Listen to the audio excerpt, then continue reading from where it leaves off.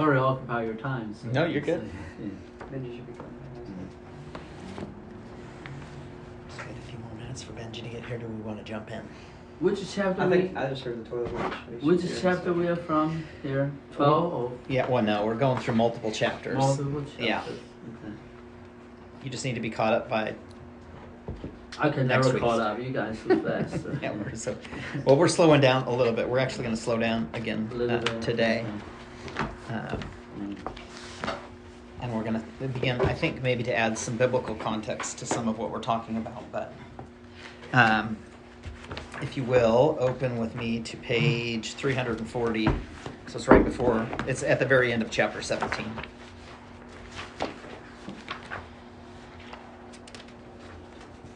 So we're coming to the end of ancient Egyptian history. We're kind of seeing the downfall of it. But we still... Are you recording that? No? Mhm. Okay, good. We still had a question to answer that Kayla had asked from our last time, and it actually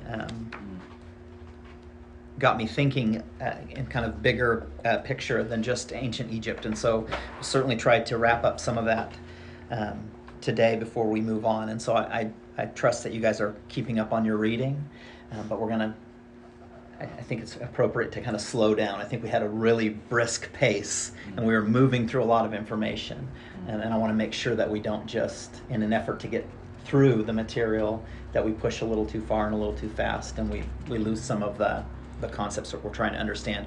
And so here at the end of chapter 17, talking about military might and coming to the end of the Ramesside Egyptian dynasty, which was, that's Ramses and Seti. So again, this is all around the Old Testament times that we understand biblically what Egypt was like.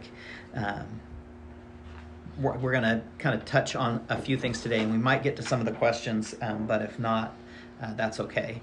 It says this, whether from wounds inflicted by assailants or from natural causes, Ramses III died in 1156, a matter of months after the plot was uncovered. His death marked not just the demise of Egypt's last great pharaoh, but the end of the country's confidence in its own destiny. Now, this is really critical, right? Because once we are undermined in our ability to perceive as a people moving forward, right?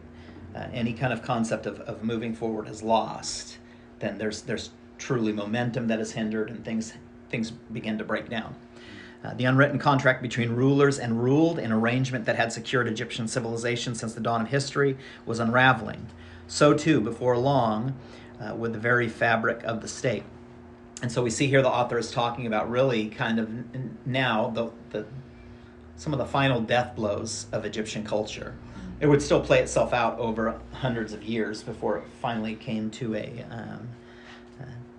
where it just completely unraveled and gave way to other world powers. But Kayla had asked this question, and we never got to it, was the relationship between the pharaoh or the king and his son and what that looked like. And I think it's a really good question for us to take some time to ponder. And so let me ask you this question. Considering what we're learning amongst our people culturally about the father, his heart for his sons, the building of his house, what is different between the mindset that we're being taught currently and the mindset of the pharaohs when it came to their sons? Is there a difference? Well, the pharaohs wanted to make a difference in showing how much they owned and how much they had, more wealth-wise. And I can't really think of. Well, I know we do stuff different because none of us are rich, but I guess that could be in a way of the world, not in our culture that we're trying to build, but in the worldly culture, with the things that people are trying either to make themselves famous for, or being known, I guess, for something that, is it really worth being known for, I guess, in a sense? Which, being rich isn't really none of us would really care now. It would be what you were known for in something you did, whether that's an actual great part of history, like maybe even in the Bible, or just something that you did that wasn't that great? Okay, good. Some other thoughts? The difference. Are you asking between like us? Yeah, our understanding of culture and, Okay. and what it means to, I mean, even not just the father and us as his sons, but even think in your natural families, the difference between the mindset of your fathers and your relationship with your father, your earthly father, heavenly father. Is there any difference between how a pharaoh would have responded to their kid? Now, you guys have read the bulk of this book, and so you have a context or an understanding of how different dynasties work and how they passed on different lineages. And so what, if any, similarities or differences do you see?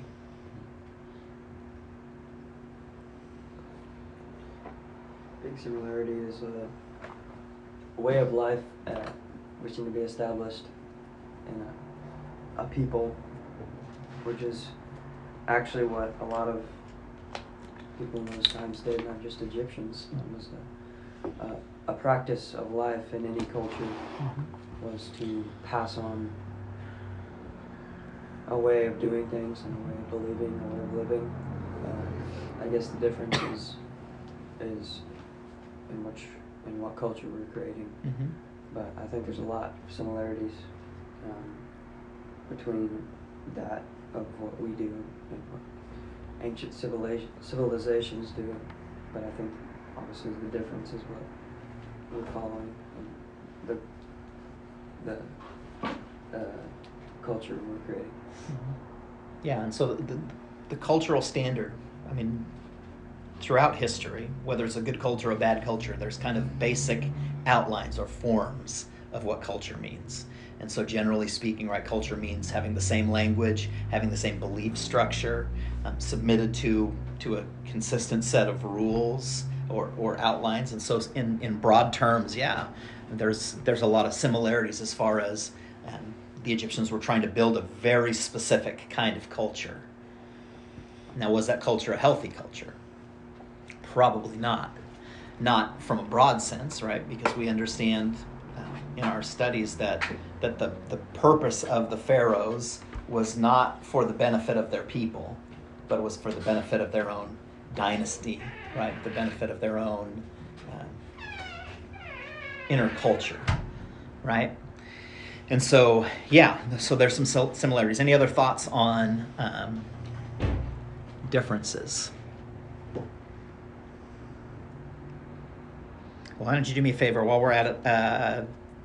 Does somebody have a Bible or want to grab up on their computer or laptop? Matthew, I've got one here too. Matthew 1, let's go Matthew 1 through 16, and tell me what your thoughts are on this.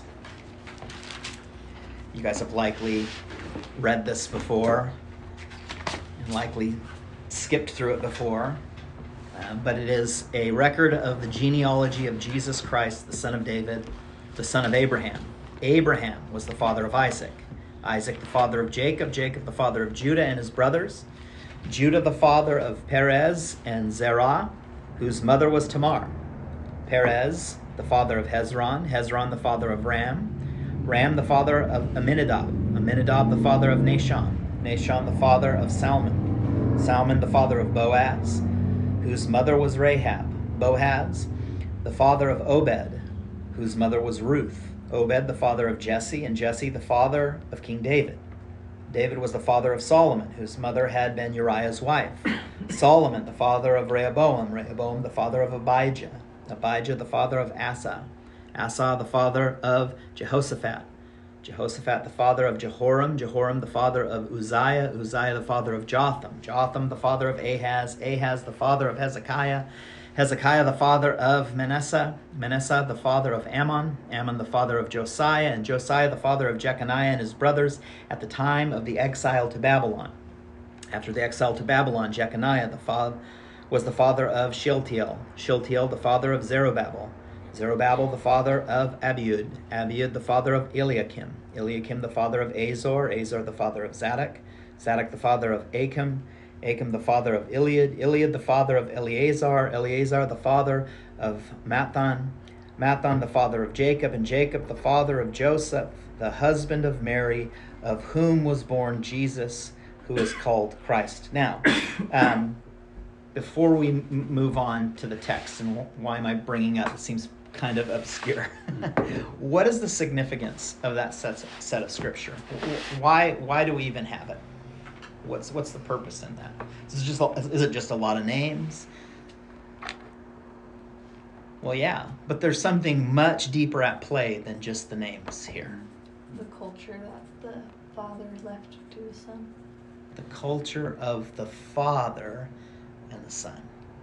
Now, there's a major discrepancy between how we should the biblical truth of understanding of a lineage or a genealogy, which are basically the same things, right? The genealogy is the study of our genetics, and so things that have come before us.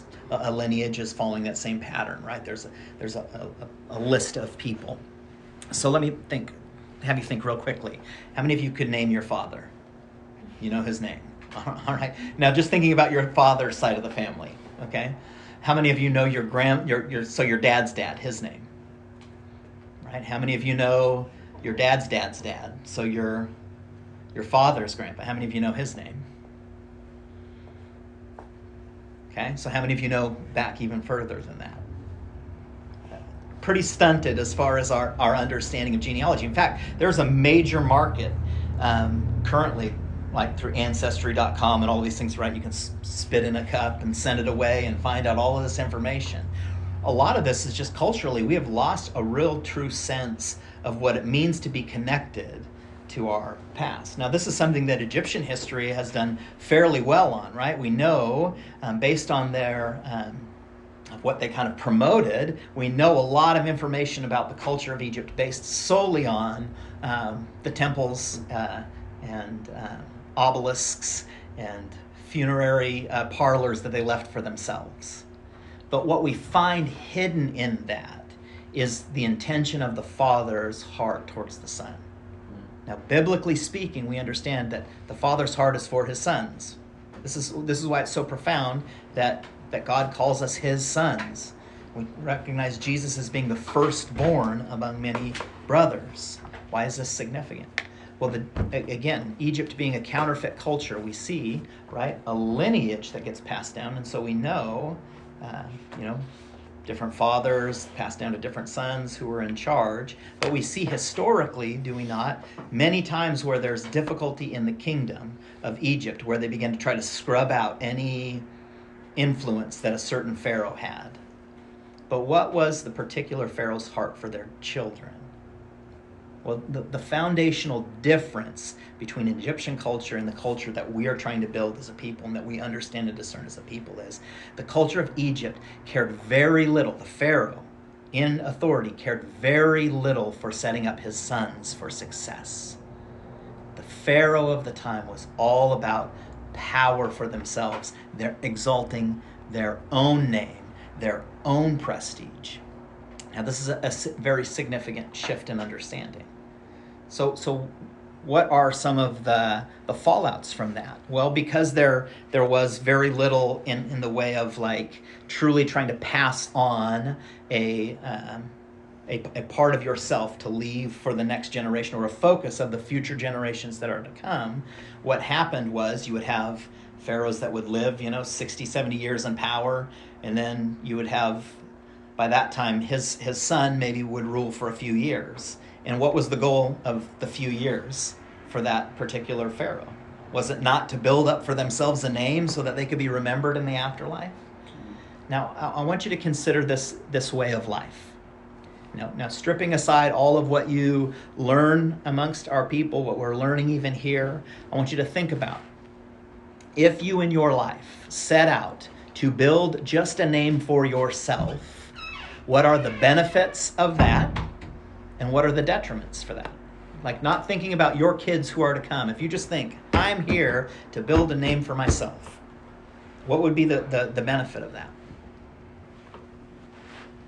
Is there a benefit of that? No, really. And just some big head. Right. personalities, Yeah. I would agree. I would say there's little to none. I mean, you might, if you had the wrong perspective of life, you could think, well, I could be really rich. I could have a lot of things. I could have a lot of fun. I could do a lot of worldly things, right? And if I didn't think that there really is any life beyond this life, maybe from that context, I could convince myself that yes, having a really big name would be really important. But what's the problem of having a really good name? Eventually, people will forget it. Right? So again, I want you to think of what's your father's name? What's your grandfather's on your father's side name? What's his dad's name? Can anyone go back further than that?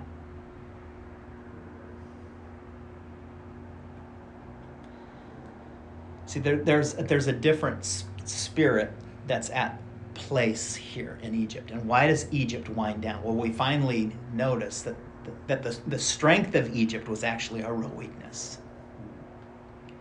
Right? That this concept of bloodlines and power works really well over short bursts. And this is why we see Egypt will rise to power and then it will fall precipitously. And then another pharaoh will come and rise up and will fall precipitously. It's the exact same thing that we see in the lives of those Israelites who come out of Egypt.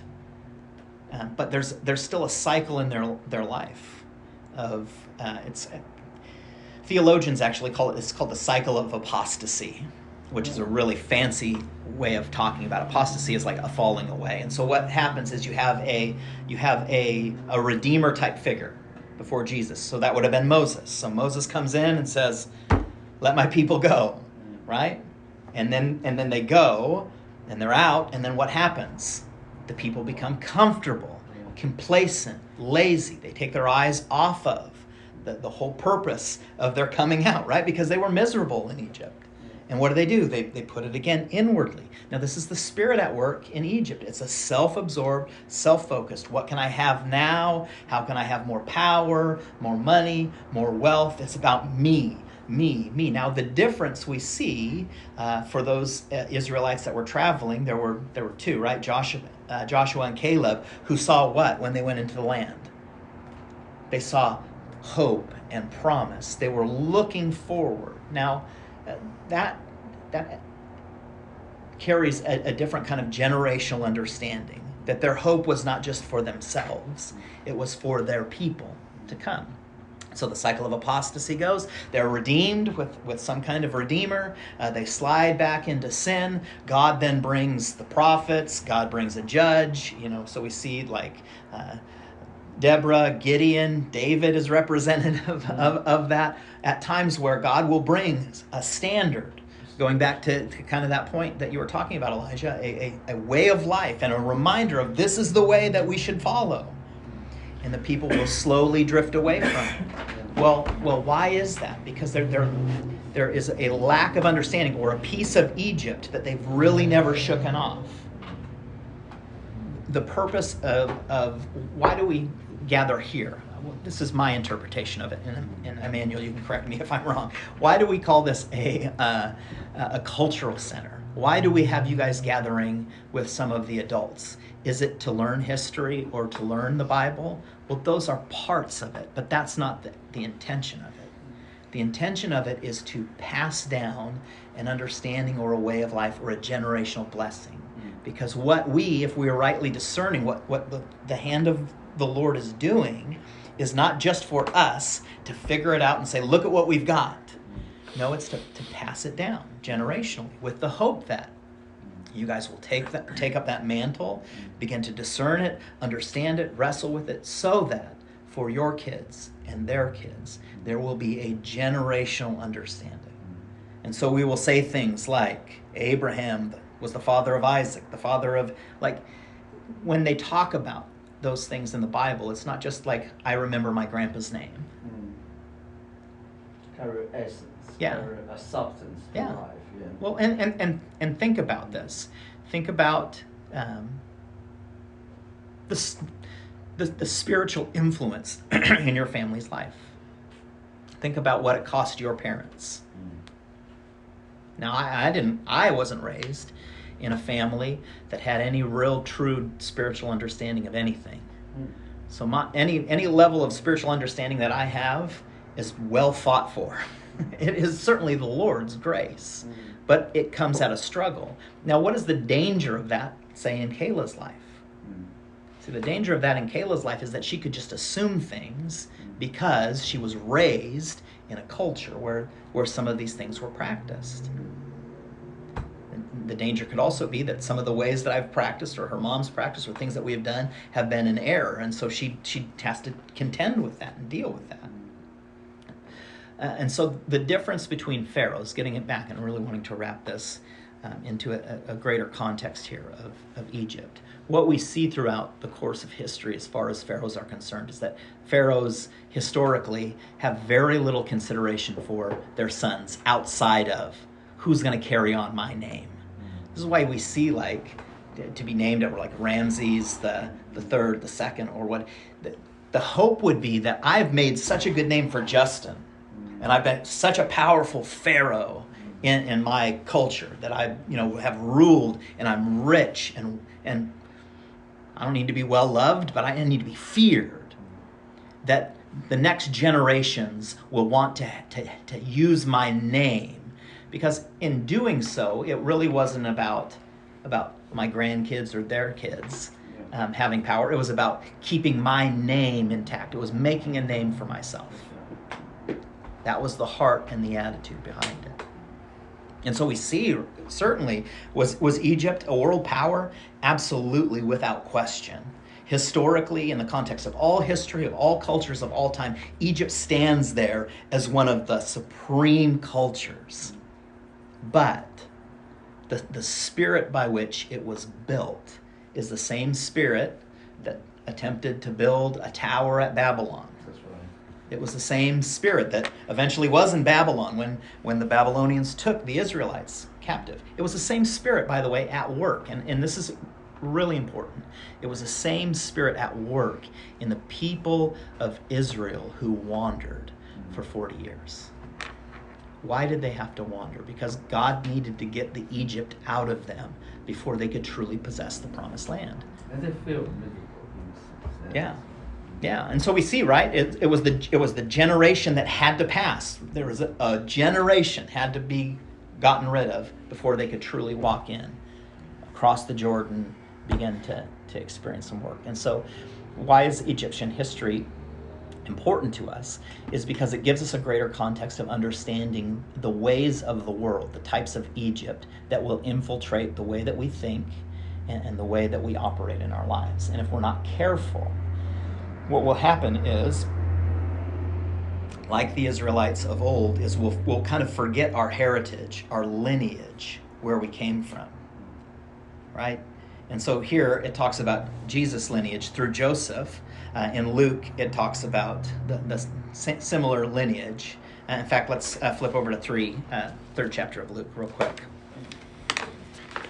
And I promise we'll get into some Egyptian history here, but I don't want to miss this opportunity for us to have, again, biblical context, because that's the whole purpose of understanding here. 3 chapter. Okay. Yes, 3rd chapter and verse 23. Now it says, think of it this way. Was the father of, now look at the lineages here. Now Jesus himself was about 30 years old when he began his ministry. He was the son, so it was thought, of Joseph, the son of Heli, the son of Mathat, the son of Levi, the son of Melchi, the son of Jenai, the son of Joseph, the son of Mattathias, the son of Amos, the son of Nahum, the son of Esli, the son of Nagai, the son of Maath, the son of Mattathias, the son of Simeon, the son of Josek, the son of Joda, the son of Joanan, the son of Resa, the son of Zerubbabel, the son of Shealtiel, the son of Neri, the son of Melchi, the son of Adai, the son of Kosam, the son of Elmadam, the son of the son of Joshua, the son of Eleazar, the son of Joram, the son of Mathat, the son of Levi, the son of Simeon, the son of Judah, the son of Joseph, the son of Jonam, the son of Eliakim, the son of Meliah, the son of Mena, the son of Mattatha, the son of Nathan, the son of David, the son of Jesse, the son of Obed, the son of Boaz, the son of Salmon, the son of Nashon, the son of Amminadab, the son of Ram, the son of Hezron, the son of Perez, the son of Judah, the son of Jacob, the son of Isaac, the son of Abraham, the son of Terah, the son of Nahor, the son of Serug, the son of Ruah, the son of Peleg, the son of Eber, the son of Shelah, the son of Canaan, the son of Arphaxad, the son of Shem, the son of Noah, the son of Lamech, the son of Methuselah, the son of Enoch, the son of Jared, the son of Mahalalel, the son of Kenan, the son of Enosh, the son of Seth, the son of Adam, the son of God. And so we see two lineages, right? Talking about fathers to sons, and this one tracing back sonship, sons to fathers. And so lineage is of extreme importance to God. In fact, pretty much Genesis can be summed up with this concept in mind, is that God was planting a seed in the hearts of his people as of first importance, right? Genesis is the book of beginnings. So what book happens after Genesis? Exodus. Exodus. And what is Exodus a book of? Exodus. Get out of Egypt. Leaving, yes. But the main theme of Exodus is not intended to be simply them leaving Egypt. There is intended to be an exodus of Egypt, of the ways of the world, out of God's people. There is a cutting away, a circumcision, a separating out, a leaving behind of this old ways, right? Because we see it was never God's intention for them to live in Egypt, not over any discernible time. God used Egypt to be a place of rest and reprieve for them to go to in a time of great famine. He set up Joseph in Egypt to do what? To make Egypt great? Or what? Or did God use the world system at that time to protect his people? And so what's really at stake here as we're continuing to read, I want us to understand and discern Egyptian culture through a context of lineage and genealogy. Why is it important? Why is lineage important, do you think?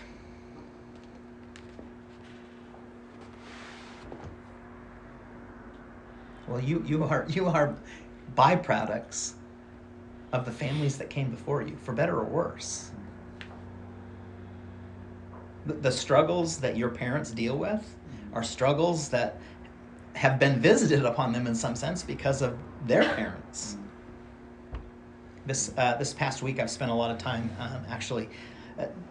in my own time pursuing an understanding of history of where I grew up in Montana. It was actually a particular city in Montana, which actually used to be one of the most significant and important cities in the whole world.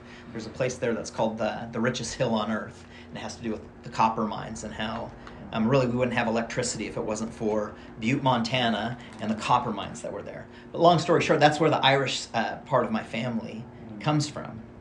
And this week I spent a lot of time. In fact, I was just telling Kayla, we watched the video of my grandpa, who's the Irish part of my family, who passed almost 10 years ago. It'll be 10 years ago in just a few days, and was reflective of just how did I get here? And was sharing even on the drive over with both Kellen and Kayla some of the stories of my grandfather that I'm very fond of and the history that I have.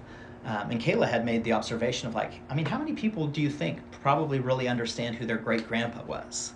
Well, probably not a lot of us. I have very limited stories or understanding of his father, who was the first Irishman from that side of the family who lived in America.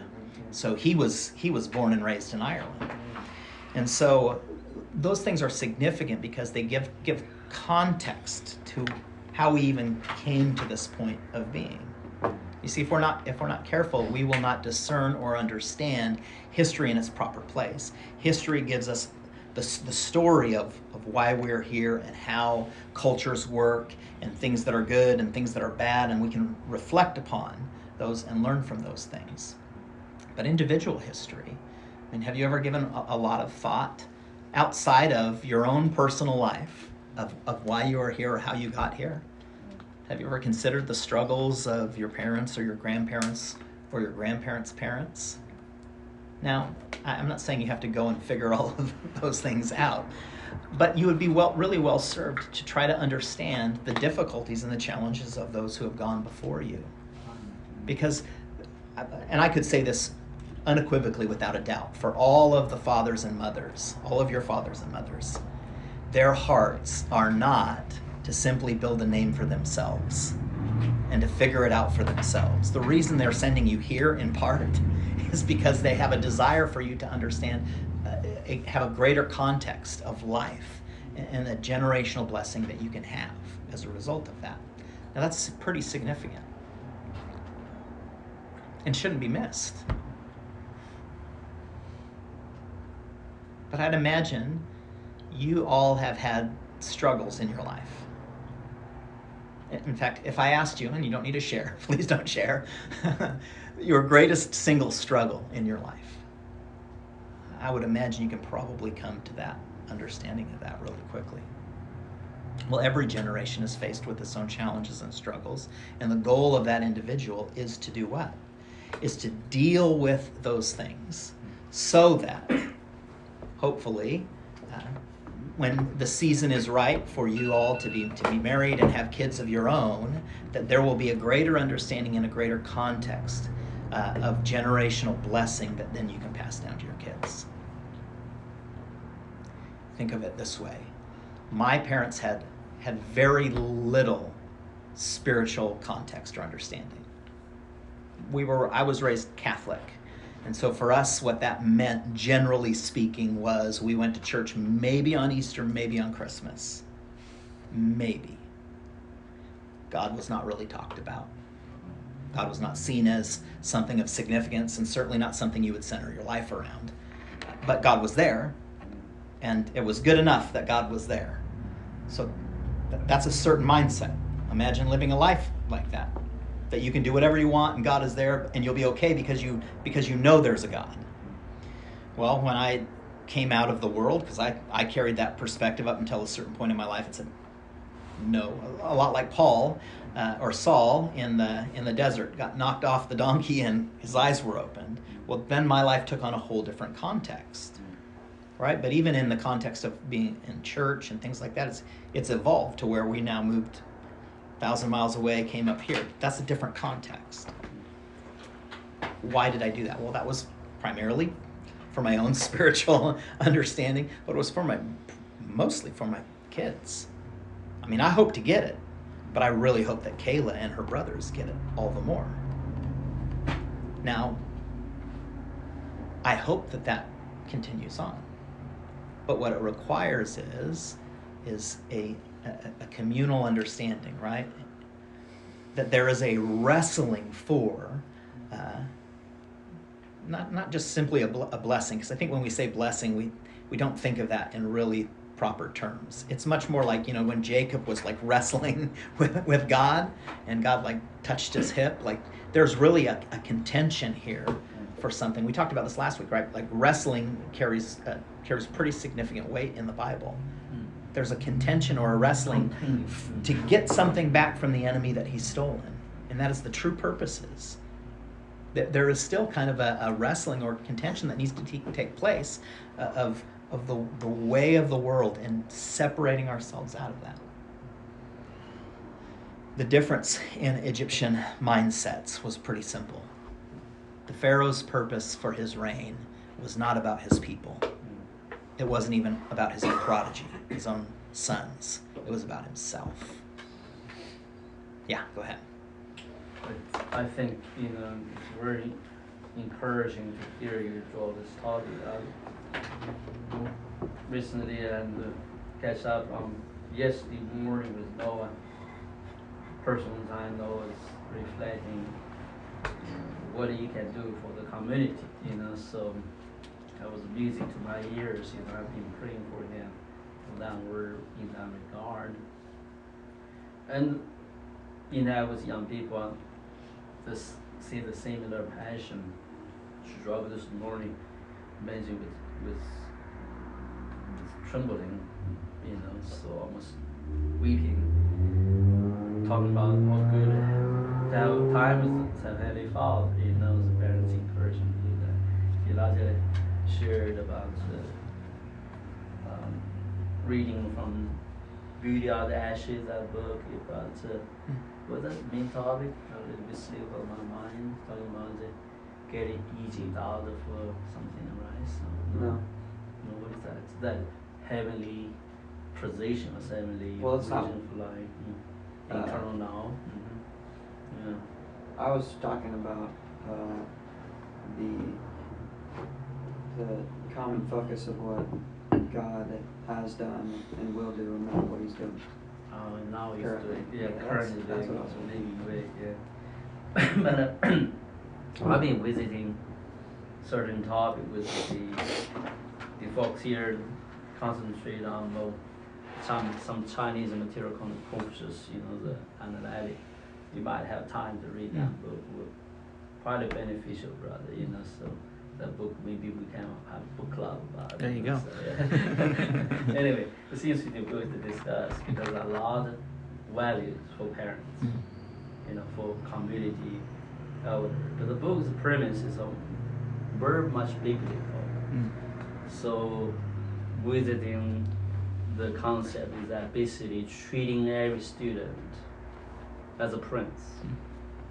Gives a picture more than excellency or godliness for the own sake, but have the world in the heart, as a whole piece of the world, the benefit the whole world in the heart. So can I identify 7 elements principally treating that? It's very biblical. You can literally parallel in biblical teachings.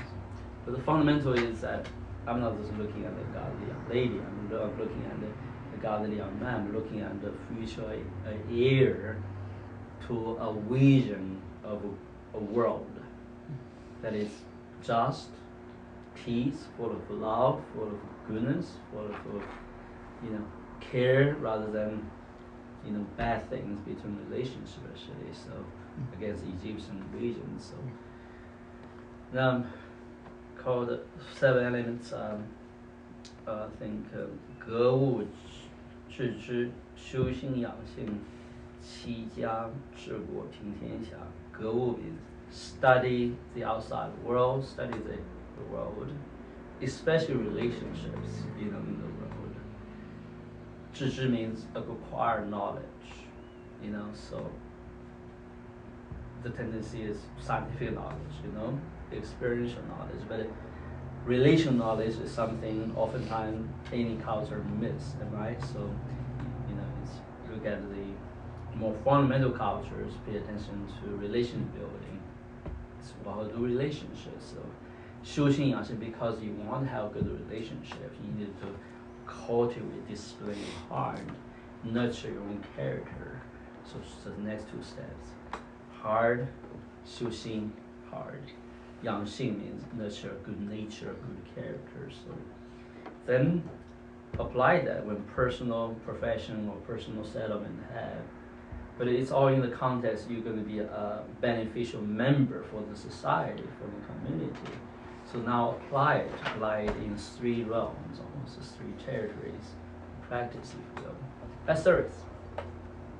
And when 齐家 means bring equity, but equity, not equality per se, but for equality's sake, but equity to a family. So in a community setting, old concept of family is more than a singular family. Today's culture, we define families as young family on their own, rather community, and not like a village, like a Jacob's family, so that kind of concept. So it's a biblical. So in the core from the family. 治国 means a people or the nation. Talking about how you can manage a nation or rule a nation or bring management, whatever, order to a nation, unless you're a prince, am I? Thinking about it like a governor, am I? So somebody take care, like David, Solomon did, am I? So that's more than for a nation, for your own people, in a sense, for your own kinsmen. You want John said, bring peace to the whole world. The last one. Is that not Christ's vision? We have a kingdom praise that teaches all the world his ways. So I found an interesting parallel with the core of this kind of education. Here's young people. I think Justin really rightly encouraged you guys. It's more than just become a generation who have a blessing, but a blessing with what caliber, with what promises, with what vision of life. I think one of the key in terms killer question is a pharaoh, is a king, you know? Maybe it's an evil role, evil ambition for the kingdom, that's wrong. But for us, we need to have Christ, his vision of a future world, a future age in our side, said, how can to reign with him for righteousness sake, right? For goodness sake, for peace sake. So that the Father can have all feeling, a different motivation, there's a different reason why we want some endowment. But nonetheless, we need to aspire to be that candidate, right? To be that leadership. So back to you, brother. Yes. Thank you. Yeah. So then conversely, right, not just the Pharaoh not passing down to his son specific value beyond what the Pharaoh can control. How do then the sons respond to the fathers? Well, as soon as the Pharaoh passed away and the son takes power, they're doing one of two things. They're either erasing their father's name because they want to make a name for themselves or a way of doing things, or they will use their father's power to leverage themselves to have more power. They're trying to excel over their father, not in any healthy way. Like when I say in my life, I want my children to have less struggle, more blessings, more peace, more understanding of God. I don't do that out of any self-serving way. And my hope is that they won't do it out of a self-serving way. I'm going to leverage my dad's whatever to get that. Well, no, there's a genuine care and concern for them as a generation. Well, for the sons that became pharaohs, the thought was like, that guy's gone. How do I outdo him? How do I remember we even see this with some of the funerary monuments, like I'm going to have even a bigger pyramid or more pyramids, or I better get, like, right now their first consideration as soon as dad died or whatever was like, okay, where am I going to build all of these things that honor me? How am I going to build a name for myself? Now, this is very much the way of the world. We see this time and time again. In fact, you can trace lineages through American families and that have, whether it's in politics, and they have a stranglehold on the political arena, or whether it's in certain powerful places in New York, Los Angeles, whatever, where the family name means something or holds something of value. But it's only used to leverage themselves to have some level of authority or power. The consideration never is the generation that has gone before them or the generation that will come after. Now this is where we as a people are separated out from the mindset of Egypt. So the mindset of Egypt, if I'm a pharaoh, I care little for who have gone before me, and I care little for who are coming after me. I care primarily and almost exclusively for myself. And think again, think of the lifestyle that leads to, right? It may be pleasurable in this life, but it is empty. It's vanity. Right? Versus the mindset that is a biblical understanding is that we have to care a great deal of those who have gone before us. We have to, right? We don't dismiss. And I want you to hear my heart in this, because my parents there's no spiritual context, but that doesn't mean that I erase that. Well, they don't follow the Lord. They don't follow the Lord like I do. So, like there's a cutting. I have to do spiritual work of cutting away the curses that come from a certain understanding that my parents had. And as an authority in my life, in my house today, I have to say, no, those things that doesn't operate here. but I also have to care a great deal about those who are coming after me. See, it's a generational understanding that looks to the past and looks to the future, right? It's an understanding of where have I come from, and who am I in light of who my parents were, who their parents were, my lineage. It gives me context. It doesn't define who I am. The mistakes of my grandfather don't have to be my mistakes. The mistakes of my parents don't have to be my mistakes. Now likely, those mistakes will influence me in some way, and I'll have to fight against them because there are real spirits at play. Just like, hopefully the work that I'm doing is a cutting away of all of what's wrong that has gone before me, so that for Kayla's life, for her brother's life, they are left not having to fight the same level of giants that I have had to fight. Properly understood, right? Getting Egypt out of us, going into the promised land, slaying the giants. Why? So that we could live comfortably, or so that God could be represented in his people, and that their service and sacrifice would be to him, to the community around them, to their kids, right? It would be a generational shift and change. So this is the difference, and I think we're going to close it here. We might go a little shorter today. And I won't apologize for this, because this is so important for us to understand in the context of Egyptian history. And I think it really gives us a better understanding of why are we doing what we're doing. And I would encourage you to maybe have some of these conversations with your parents. And you might generally know, like, why are we here? Why do we meet on Tuesdays? What's the real big push behind that? Was there things that you were trying to get rid of? I mean, it doesn't have to be a real in-depth conversation. But I think just being reminded at times, and again, you may know these things. You may know exactly why you're here. But maybe seek the Lord in that with your parents and just try to get some context to it. And then if you're really, really brave, maybe reflect in your own life the Egypt that is in you, or that tries to stand up in you. Because Egypt, as you'll see, Egypt doesn't go away, does it? Historically here, it doesn't seem like it's going away. It revisits itself again and again and again and again. And by the way, Egypt will, in some sense, be reincarnated in a different culture. In the New Testament, it's the Roman culture.